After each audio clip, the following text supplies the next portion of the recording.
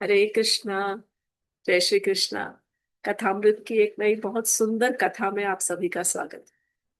तो ये कथा मैं जो आपको सुनाने जा रही हूँ बहुत अद्भुत है, अनोखी है। और मतलब शायद लोकल पास टाइम है, बट ये हमारे भक्ति पुरुषोत्तम महाराज ने अपनी किताब में इस कथा को लिखा है, तो ये इसकी ऑथेंटिसिटी है। हो सकता है शायद ये गर्ग संहिता में भी इसका वर्णन आता हो, कि पूरी की पूरी तो गर्ग संहिता मैंने पढ़ी नहीं है।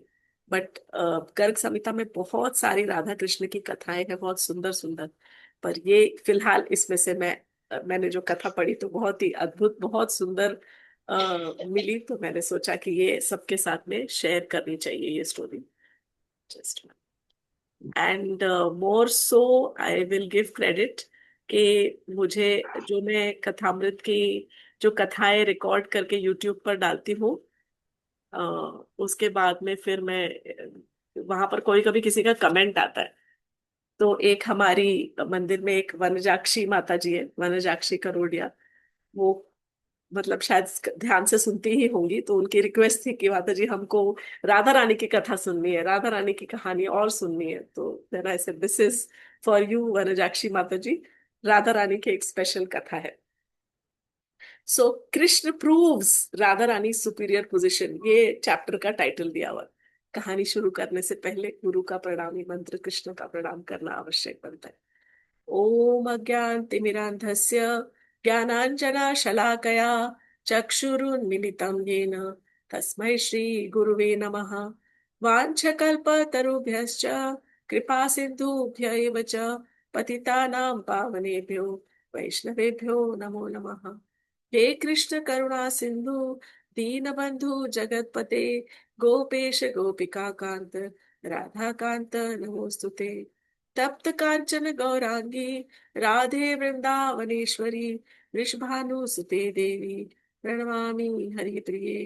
हरे कृष्णा कृष्णा कृष्णा हरे हरे, हरे राम राम राम हरे हरे। तो बहुत ही सुंदर कथा है। ये कथा उस टाइम की है, थोड़ा मेरा गला खराब है और I am having little fever, तो शायद आवाज अगर क्लियर नहीं है तो क्षमा प्रार्थी। तो ये कथा उस समय की है जब कृष्ण भगवान जी के पौगंड लीला की समाप्ति हो रही थी। ना व्हाट इज पौगंड लीला की उम्र व आयु? कृष्ण भगवान जी के पौगंड की आयु है 6 से 10 वर्ष। So this is almost at the end of 10 years। 11 साल की उम्र में कृष्ण भगवान जी वृंदावन छोड़कर मथुरा की ओर उन्होंने प्रस्थान कर दिया था।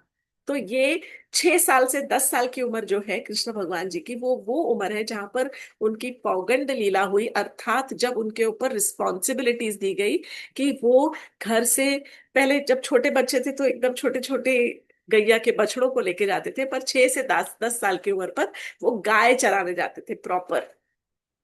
जैसे कि ग्वाल होते हैं, वैसे बड़े ग्वालों की तरह उनको रिस्पॉन्सिबिलिटी दी हुई थी। और वो डंडा लेकर और जो लाठी लेकर गैया चराने के लिए जाते थे। और ये टुवर्ड्स द एंड ऑफ पौगंड पीरियड, मतलब 10 साल के एंड की अवधि, 10 साल के आसपास, 10 साढ़े 10 के आसपास की ये कथा कही गई है। तो एक बार राधा और कृष्ण जब आपस में बैठकर बातें कर रहे थे, तो कृष्ण भगवान जी बहुत ज्यादा गदगद हो गए और प्रेम से एकदम मन भर आया। और तब उन्होंने राधा रानी से कहा है कि मेरी भक्ति का जो सार है वो तुम्हारी भक्ति है। जो तुम्हारी भक्ति करता है वो ही मुझे प्राप्त कर सकता है। और तुमने जिस प्रकार आप राधा रानी से कह रहे हैं कि आप समझ गई हैं, प्रिया जी आप समझ गई हैं कि आपको जो भक्ति का जो एसेंस है वो क्या है। वो एसेंस ये है कि मेरा संग करना, मेरे साथ रहना, मेरे बारे में हमेशा सोचना, हर एक कार्य मुझे सोच के करना, यही मेरी भक्ति का सार है। और इसे आप बहुत अच्छे से भली भांति समझ गई है। इसीलिए जो आपके बताए हुए भक्ति के रास्ते पर चलेगा वो ही मुझे प्रसन्न कर सकता है। जो आपके दिखाए हुए, जिस प्रकार आप मेरे संग में प्रसन्न रहती हैं, आप हर एक कार्य मेरी प्रसन्नता के लिए करती हैं, उसी प्रकार यदि कोई इस प्रकार से आपके दिखाए हुए रास्ते पर, भक्ति के राह पर चलेगा, तो वो मेरी भक्ति को अवश्य ही प्राप्त करेगा और वो मुझे बहुत ज्यादा प्रिय हो जाएगा। इसीलिए हे राधे, जब तक आपके कृपा की दृष्टि, आपके कृपा कटाक्ष किसी भी जीव पर नहीं पड़ते, वो व्यक्ति मुझे, मेरी भक्ति नहीं पा सकता। इसीलिए भगवान की भक्ति करने के लिए कृष्ण कह रहे, भगवान की भक्ति करने के लिए हमें राधा रानी के कृपा की आवश्यकता है। तो वो कह रहे हैं कि जो आपके पद चिन्हों पर चलेगा उसे यमराज का भी भय नहीं होगा। जो हर समय मेरी भक्ति करेगा, मेरे बारे में सोचेगा, और अपने गुरु से आपके नाम और मेरे नाम का मतलब ही विल एक्सेप्ट योर नेम। वो मतलब एक्सेप्ट करेगा आपके नाम को और मेरे नाम को, अपने गुरु से एक्सेप्ट करके और फिर उसका उच्चारण करेगा। राधा कृष्ण का जो जाप है वो एक साथ जो करेगा, वो परफेक्शन को अटेन करेगा, वो भक्ति की शुद्धता को अटेन करेगा। इस प्रकार कह रहे हैं। और फिर वो कहते हैं कि आप तो श्री जी, आप तो जो हो ना, वो गोपांगनाओं की चीफ हो, सरकार हो, सरदार हो। आप सबकी सरकार है, श्री जी की सरकार है, सारे बरसाना में राज उन्हीं का है। तो कृष्ण भगवान जी उनसे कह रहे हैं कि राधा रानी, आप तो सारी गोपियों की सरकार है, सारे ब्रज मंडल की राजकुमारी है, और आप तो यशोमती से भी बड़ी हैं। बस ये कहकर कृष्ण चुप हो गए। जब इतना सब कह रहे थे तो राधा रानी चुपके से सब सुन रही थी। जब उन्होंने कहा कि आप तो यशोमती से भी बड़ी हुई, तो बड़ी है, तो वो चौंक के खड़े हो गए। उनके कान एकदम ऐसे चौकन्ने हो गए। और कहने लगी कि अरे कन्हैया, ये क्या आपने कह दिया। और हंसने लगी, आप तो बड़े लंपट हो, मैं आपकी किसी भी बात का विश्वास नहीं कर सकती हूँ। आपने मेरी तुलना अपनी माता के साथ कर ली, और उसमें भी माता को नीचे गिरा दिया, नीचे ठहरा दिया। ये एक्सेप्टेबल नहीं है, ये आपने गलत किया है। मैं उन कैसे कह सकती हूँ कि मैं उनसे बड़ी हूँ। इसका क्या कारण हो सकता है।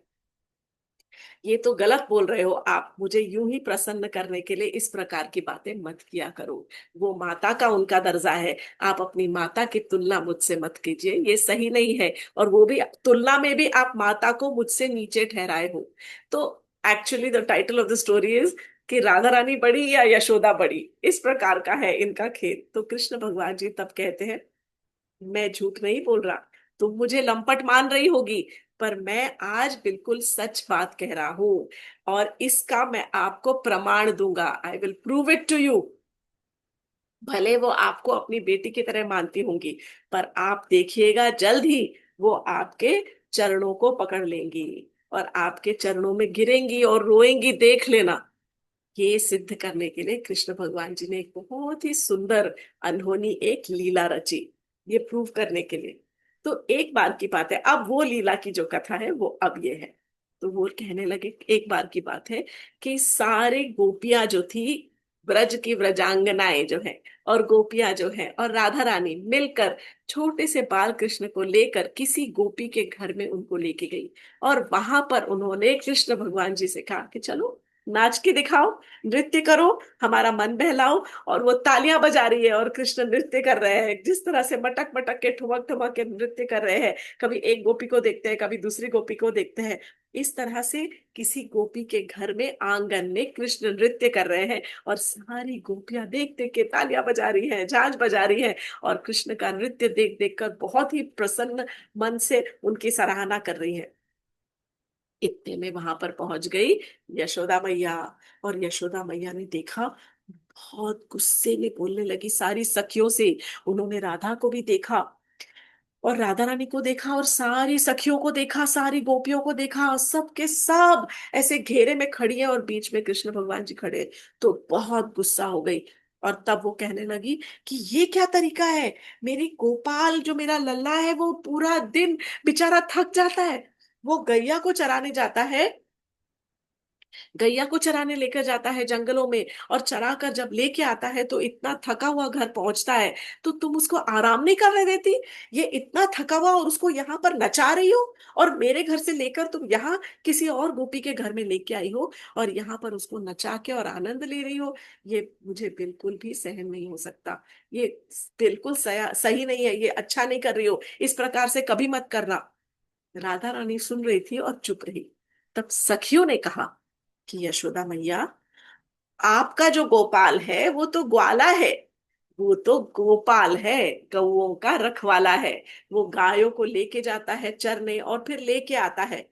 ये जो कृष्ण है ये आपका कृष्ण नहीं है, ये हमारा कन्हैया है। आपका कृष्ण तो आपके ही पास होगा। हाँ, तुम्हारे लल्ला का नाम कृष्ण है, हमारे कन्हैया का भी नाम कृष्ण है। तो क्या सारे जगत में क्या एक तुम्हारे लल्ला का ही नाम कृष्ण हो सकता है क्या? और किसी का नाम कृष्ण नहीं हो सकता? जाओ अपने घर में जाके देखो, अपने लल्ला को अपने घर में ढूंढो, ये तुम्हारा कृष्ण नहीं है। अब यशोदा मैया एकदम कंफ्यूज हो गई। तो बोली ये मेरा कृष्ण नहीं है, पर दिखता तो बिल्कुल मेरे बेटे जैसा है। इसके हाव भाव, नाक नक्श, शक्ल सूरत, सारा रंग, सब तरह सारे के सारे बिल्कुल उसी तरह के हैं, उसी उम्र का है, ये मेरा ही तो लल्ला है। तो सारी गोपियां बोली, ना ना यशोदा मैया, ये तुम्हारा लल्ला नहीं है, ये तो हमारा वाला कृष्ण है। तुम्हारा कृष्ण तुम्हारे घर पे ही होगा, जाके देखो। सारे जगत में कह तो रही है, सारे जगत में क्या एक ही होता है क्या? तुम्हें तो हर चीज में, हर हर जगह तुम्हें अपना ही कृष्ण नजर आता है। यशोदा मैया एकदम कंफ्यूज दिमाग से वहां से चली गई, गोपी के घर से गई और सीधा अपने घर पहुंची। अपने घर पहुंची तो देखने लगी, तो कृष्ण भगवान जी अपने कक्ष में गहरी नींद सो रहे। वो गैया चरा के आए होंगे, नहाए धोए थके हुए और गहरी नींद एकदम सो रहे। यशोदा मैया ने देखा और गई और अपने बेटे का सर सहलाया, माथा चूमा और फिर देखने लग गई। और फिर मन में सोची, हाँ भाई, ये सखियां तो सही कह रही थी, मेरा लल्ला तो यही सो रहा है। तो फिर वो कौन था? वो भी तो मेरे बेटा जैसा ही दिखता है। कैसे हो सकता है एक ही जैसा दिखने वाला? हाँ चलो, किसी का नाम एक हो सकता है, किसी का रंग एक हो सकता है, पर पूरे हाव भाव एक ही जैसा बिल्कुल, ऐसा का ऐसा कृष्ण तो हो ही नहीं सकते ना दो एक ही। वो भी वृंदावन में, यहीं पर ही मेरे ही गोकुल में कैसे हो सकता है? ब्रज गोकुल नहीं तो वृंदावन में, यही ब्रज भूमि में कैसे हो सकता है? तो फिर से वापस वो भागती हुई गई। यशोदा मैया गई और वहां पे सारी सखियां खेल रही थी और कृष्ण नाच रहे थे। यशोदा मैया ने बोला, सखियों देखो, गोपियों, जो तुम बोल रही हो ना वो तो एकदम सत्य है कि हाँ, मेरा बेटा तो मेरे घर पे ही सो रहा है, पर अभी ना मन मान नहीं रहा, कुछ तो कंफ्यूजन हो रखा है। तो सखिया बोली, क्या बात हो गई मैया, ये बताओ क्या बात हो गई? तो वो बोलती है, देखो, मेरा लल्ला और आपका कृष्ण बिल्कुल एक जैसा दिखता है। एक काम करते हैं, मैं अपने बेटे को उठाकर यहाँ ले आती हूँ और दोनों कन्हैया को एक साथ नचाते हैं यहाँ पे। इस आंगन में दोनों कन्हैया नाचेंगे तो कितना सुंदर लगेगा। देखो, अब तुम एक कृष्ण के नाचने का मजा ले रही हो, तो जब दो दो कृष्ण हो जाएंगे तो दोनों कन्हैयाओं को, दोनों कान्हाओं को नाचते हुए देखने का कितना मजा आएगा, कितना आनंद। और उन दोनों को भी एक दूसरे के साथ कितना आनंद आएगा, है कि नहीं? ये कभी सोचा है? तो सखिया बोलने लगी कि और कुछ तो है, क्योंकि मैं जब तुम्हारे कन्हैया को देखती हूँ ना, तो मेरे हृदय में उतना ही प्रेम उमड़ता है, जैसे कि जब मैं अपने कन्हैया को देखती हूँ वैसा ही वात्सल्य भाव मेरे हृदय से उमड़ उमड़ के बाहर आता है। तो ये कहीं ना कहीं कुछ तो है, पर मुझे लग रहा है मेरे कन्हैया को मैं उठा के लाती हूँ और यहाँ पर दोनों को नृत्य कराएंगे, सबको आनंद आएगा ना। तब राधा रानी ने कहा, बात तो सही कह रही हैं आप मैया, तो पर एक प्रॉब्लम, जब दोनों नाचेंगे तो दोनों मिक्स हो जाएंगे, फिर से कंफ्यूजन, फिर हमें कैसे पता चलेगा कि हमारा कन्हैया कौन सा है और आपका कन्हैया कौन सा है? तो यशोदा मैया बोली, अरे इसमें काय का कंफ्यूजन, दोनों एक जैसे ही तो है, मेरा लल्ला इतना सुंदर, तुम्हारा कृष्ण भी इतना सुंदर, एक्सचेंज हो भी गए तो क्या ही फर्क पड़ता है? दोनों की एक ही तरह की क्वालिटीज है, एक ही तरह का रूप रंग सब कुछ तो एक ही है। राधा रानी ने कहा, नहीं नहीं, दोनों के गुण एक जैसे नहीं है। मैया ये धोखे में मत रहना। आपका जो ग्वाला है, छोटा सा लल्ला है, वो तो जाता है गैया चराने के लिए, परंतु उसके अंदर तो कोई गुण वुण कुछ ना है। हमारा जो, वो तो केवल गाय गाय चराना जानता है, उसको प्रेम कहाँ आता है, उसको प्रेम तत्व कहाँ है उसके अंदर?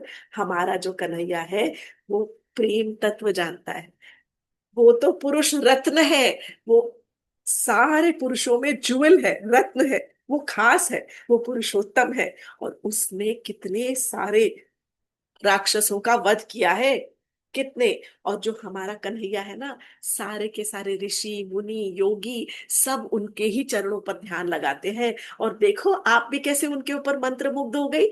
ये हमारा कन्हैया है। आपके कन्हैया पर कोई ऐसे मुग्ध मुग्ध नहीं होता। यशोदा मैया को चोट लग गई। उसने कहा कैसे बातें कर रही हो राधा।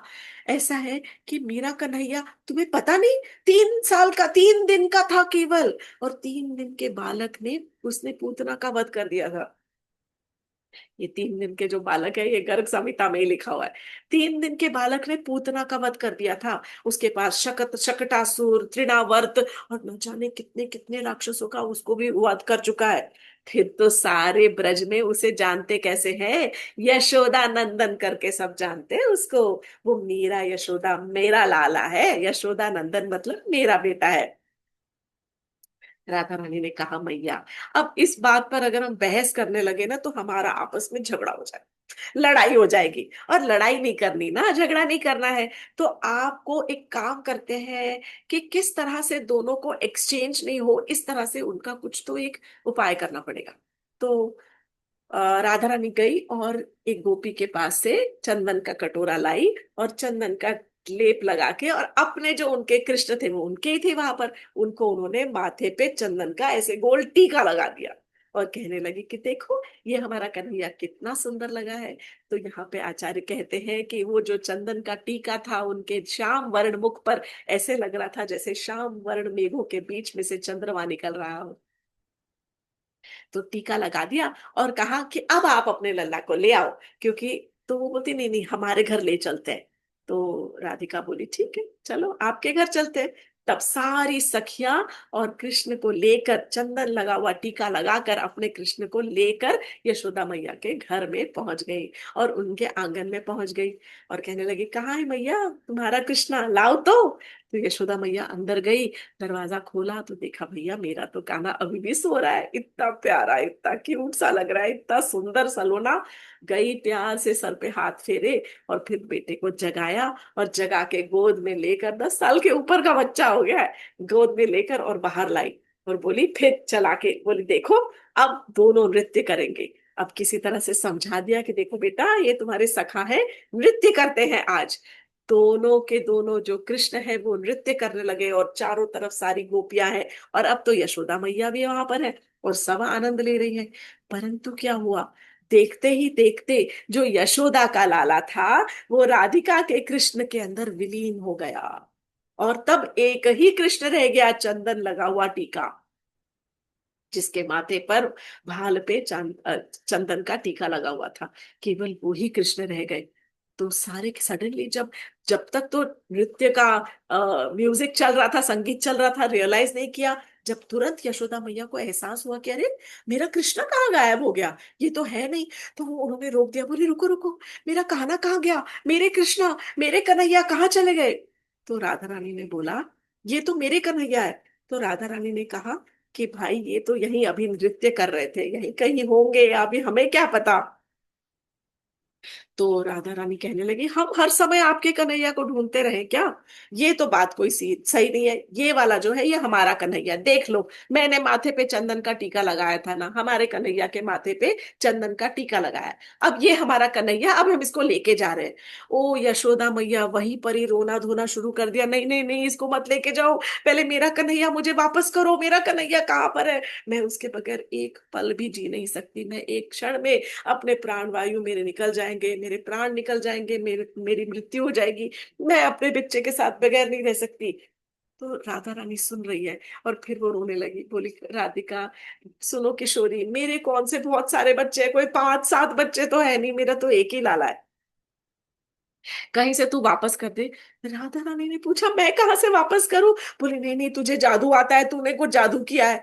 तो राधिका किशोरी जी बोली मैं कहाँ से जादू करूंगी, देखो आपके आंगन के इतने लंबे लंबे आंगन के चारों तरफ इतनी बड़ी बड़ी ऊंची दीवारें हैं, दीवार पे चढ़कर कौन कोई भाग सकता है क्या, मैं कहाँ से जाऊंगी, मैं आपके आंखों के सामने यही खड़ी हूँ, मैं कैसे आपके बेटे को गायब कर सकती हूँ, मुझे कोई जादू वादू कुछ नहीं आता। अब इस प्रकार कहकर, और जब जैसे ही राधा रानी वहां से अपनी सखियों को लेकर जाने लगी, उसी समय तब तब उन्होंने यशोदा मैया ने राधा रानी के चरण पकड़ लिए और चरण पकड़ कर रोने लगी, रोती गई, अपने अश्रु धारा से वहीं पर ही भिगो दिया और कहने लगी, नहीं राधिका मत जाना, मेरा कृष्ण ये तो मेरा ही है, मेरा कन्हैया है, मेरे कन्हैया को मुझसे दूर मत करो, मैं अभी अभी प्राण त्याग दूंगी यदि तुमने मेरे कन्हैया को ले लिया तो, मैं आज से तुम्हारी दासी हो जाऊंगी। ये यशोदा मैया कह रही है राधा रानी को। अब जब कृष्ण भगवान जी ने यशोदा मैया को ये कहते हुए सुना, चरण पकड़ के, और वो राधा रानी से कह रही हैं कि मैं आज से तुम्हारी दासी हो जाऊंगी किशोरी, तब उन्होंने राधा रानी की तरफ देखा और देखकर मुस्कुराए और इशारों इशारों में बात याद दिला दी कि देखा मैंने कहा था ना कि मेरी मैया यशोदा भी किसी दिन तुम्हारे पैर छुएगी, चरण छुएगी। तब राधा रानी को अच्छा नहीं लगा। उन्होंने तुरंत यशोदा मैया को उठाया, उनके चरण पकड़े और कहने लगी, आप तो माता है, आप तो व्रज की माता है, आप सबसे बड़ी हैं, आप तो पूजनीय है, आप मेरे चरण क्यों पकड़ रही हैं? मुझसे ये बहुत अपराध हो जाएगा, अपराध लगेगा मुझे यदि आप मेरे चरण छुएंगी तो। आप इस प्रकार के जो अशुभ वचन है ये मुझे मत कहिए। तो यशोदा ने कहा कि फिर मेरे लल्ला को जल्दी बुलाना, मेरे बेटे को कहीं से भी लाके दे, सारे के सारे पाप धुल जाएंगे तेरे, अगर तुमने मेरी लल्ला को, मेरे कन्हैया को यहाँ पे बुलाया। तो फिर राधा रानी बोली, मैं कहाँ से लाऊं, मेरे पास है ही नहीं, मुझे तो ढूंढने जाना पड़ेगा। जैसे ही इस प्रकार से यशोदा मैया ने सुना राधा रानी कह रही है मेरे पास है ही नहीं, मुझे ढूंढने जाना पड़ेगा, वहीं पर यशोदा मैया बेहोश हो गई। और बेहोश हो गई और राधा रानी की आंखों से आंसू बहने लगे। तब राधा रानी ने कृष्ण से कहा कि भाई, तुम्हारी माता जो यहाँ पर बेहोश हो गई है, और तुम किस प्रकार के हो कि उनके उनके रुदन, उनके अश्रुओं का तुम पर कोई भी इतना सा भी लेश मात्र भी उनका असर नहीं हो रहा है। तब राधा रानी ने कहा कि अब देखो, आपकी माता जिन्होंने आपको 9 महीने अपने गर्भ में धारण किया है, मतलब उस समय तो नहीं पता था ना कि यहाँ से वहां गए हैं कृष्ण भगवान जी। तो राधा रानी कहती है कि आपकी माता जिसने आपको 9 महीने अपने गर्भ में धारण किया है, वो आपके सामने अपने प्राण त्यागने को तैयार हो गई है, और आप इतने निष्ठुर कैसे हो सकते हो? आप ये सब देख रहे हो, इतना सब लीला करने की क्या आवश्यकता थी? अब मुझे बताओ मैं क्या करूं? तब कृष्ण ने कहा कि चिंता मत करो, मेरी माता इतनी जल्दी उनकी मृत्यु नहीं होने वाली है, she is not going to die, उनको कुछ नहीं होगा। तब उन्होंने कुछ इशारे से राधा रानी को समझाया। तब राधा रानी गई और यशोदा मैया के कान में बोली, मैया, कृष्ण की माता यशोदा, कन्हैया की माता यशोदा, उठो, देखो आपका कृष्ण आ गया है वापस। जैसे ही यशोदा मैया ने सुना कृष्ण की माता यशोदा कह के संबोधित कर रहा है उसको कोई, तो एकदम से जाग गई, बोली, कहाँ है मेरा कन्हैया, कहाँ है मेरा कृष्ण? तब किशोरी जी बोली कि मैया, आपका जो कृष्ण है ना, वो हमारे कृष्ण के साथ नृत्य करते करते थक गया, अब उसमें तो इतनी क्षमता है नहीं, इतनी ताकत है नहीं, आप जो भी समझो, हमारा कृष्ण ही ज्यादा ताकतवर है, हमारा कृष्ण ही ज्ञानी ध्यानी योगी और पुरुषों में रत्न है। तो आपके कन्हैया में थोड़ी कम ताकत है, इतना मक्खन ज्यादा खिलाओ उसको। और वो नाचते नाचते थक गया, इसीलिए अंदर जाके अपने कमरे में फिर से सो गया है। तो यशोदा मैया भागते हुए गई कमरे में, दरवाजा खोला तो सच में उनका जो कृष्ण था वो वहीं पे ही बिस्तर के ऊपर मखमली चादर के अंदर पे लेट के और एक चादर ओढ़ के चुपके से सो रहा था, बहुत सुंदर। यशोदा मैया सीधे वहां पर गई और अपने बच्चे बाल कृष्ण का माथा सहलाते सहलाते और उनको चूमने लग गई, बार बार बार बार चूमने लग गई। और सारी की सारी जो सखियां थी वो अपने घर को चली गई। इस प्रकार कृष्ण भगवान जी ने राधा रानी की महानता का एक अ, उदाहरण सेट किया और उनकी लीला का उदाहरण दिया। ये कथा तो हम जानते हैं, मतलब ये कथा नहीं भी जानते तो अब समझ गए हैं हम कि किस प्रकार कृष्ण भगवान जी, हम जानते हैं कि कृष्ण भगवान जी ने जब सबसे पहले कहा कि जो राधा की तरह, राधा रानी की तरह मेरी भक्ति करता है वो मुझे बहुत प्रिय है। राधा रानी किस प्रकार भक्ति करती है? वो पूरे अपने तन मन चित्त से, हर तरह से, ध्यान से, पूरी तरह से वो केवल कृष्ण की ही स्मृति में रहती है। वो जो जो करती है केवल कृष्ण के ही आनंद के लिए करती है। पर मैं पहले भी एक्सप्लेन कर चुकी हूँ कि राधा रानी की उत्पत्ति का कारण ही यही था। कृष्ण भगवान जी ने रास मंडल में गोलोक वृंदावन में बैठे हुए, जब कृष्ण भगवान जी अकेले गोलोक वृंदावन में रास मंडल में बैठे हुए थे, तब सतशृंग जो पहाड़ है, वो उस वहां पर बैठकर मालती और मल्लिका जो फूलों के उपवन में वहां पर बैठे हुए, उन्होंने अपने अंदर से ही एक रत्न सिंहासन, जब वो रत्न सिंहासन पर बैठे थे, तब उन्होंने अपने शरीर के अंदर से ही अपने बाएं आंग से, फ्रॉम हिज लेफ्ट साइड, उन्होंने एक देवी को उत्पन्न किया था। और वो देवी उनकी आह्लादिनी शक्ति थी। आह्लादिनी शक्ति अर्थात उनको आह्लाद देने वाली, उनको बहुत आनंद देने वाली जो शक्ति है, उनकी ही इंटरनल पोटेंसी, उनके ही अंदर से जो उनको आनंद देने वाली शक्ति को उन्होंने बाहर प्रकट किया था। दैट इज आह्लादिनी शक्ति को प्रकट किया था, क्योंकि वे आनंद रस की अनुभूति करना चाहते थे। और ये ही जो देवी थी, इनकी लाखों चंद्रमाओं की जो छवि के समान इनका रूप था, इतना सुंदर, लाइक मोल्टन गोल्ड, पिघले हुए सोने की तरह इनका अंग था। और तब उनको कृष्ण ने अपने बाएं अंग में अपने ही साथ रास मंडल पर रत्न सिंहासन पर विराजमान किया था। ये था राधा रानी का प्राकट्य, जो कि ओरिजिनल वेदों में जो प्रकट दिया हुआ है। धरती पर कैसे प्रकट हुआ, वो तो कई सारी कहानियां हैं। I have explain and narrated them before. अगर आपकी इच्छा हो तो मैं दोबारा अगली बार फिर से उनको आपको सुना सकती हूँ। ये ओरिजिनल है प्राकट्य की जो लीला है राधा रानी की। तो Radha Rani is non different from Krishna, but at the same time वो उनको आनंद देने वाली है, उनको आनंद रस की अनुभूति करने वाली है। तो यदि हम राधा रानी को प्रसन्न करते हैं, तो ऑटोमेटिकली कृष्ण प्रसन्न हो जाते हैं। और राधा रानी को प्रसन्न करने के लिए कृष्ण की भक्ति करनी पड़ती है, क्योंकि वो खुद कृष्ण के चरणों में उनको नमन करती है, और उनके प्रेम में प्रेम भक्ति की आश्रित है वो। तो it is a circle actually. इसीलिए जब हम महामंत्र लेते हैं हरे कृष्णा कृष्णा कृष्णा हरे हरे, तो उसमें जो हरे है वो राधा रानी का ही नाम है एक प्रकार से। और राधा का अर्थ भी मैंने कहा था। रा अर्थात रास मंडल, और धा अर्थात धायती, जो कि प्रकट होने के बाद रास मंडल में भागी। और शी अपियर्ड इन द रास मंडल, और फिर वो भागते हुए फूल तोड़ कर लेके आई है। और फूलों का उन्होंने बहुत सुंदर तरीके से, बहुत एंथुजियास्टिकली, वो जो फूल थे उन्होंने कृष्ण भगवान जी को वो अर्पित किए हैं, बहुत उत्साह के साथ अर्पित किए हैं। तो राधा, राधा रास मंडल का रा, और धा अर्थात धायती। और भी बहुत सारे अर्थ हैं। I think I explained all of them, but we can do this later. तो ये सुंदर कथा, मुझसे कहा गया कि राधा रानी की ऐसी बहुत सारी कथाएं हैं। बट राधा रानी की कथा सुनने के पहले आई थिंक फर्स्ट हमें सिर्फ केवल ये समझना चाहिए, क्योंकि ये उनकी गूढ़ लीलाओं के अंदर आता है। एंड सारी की सारी गूढ़ लीलाएं सबके समझ के बाहर होती है। तो केवल सब जब हम ये समझ ले कि हम तो एक दास के रूप में हम अगर भक्ति करेंगे, तो वो हमारे लिए सबसे श्रेष्ठ है। हम अपने आप को वो दासत्व की एक पोजीशन लेकर और कृष्ण भगवान जी से प्रार्थना करें, और केवल उनसे यही विनय करें, विनती करें कि हे प्रभु, हमें आप अपना दास बना लीजिए, अपने भक्तों का दास की ये पोजीशन दे दीजिए। वो पोजीशन है ही नहीं, क्योंकि जब पोजीशन आती है तो उसके साथ में पावर आता है, ईगो आता है।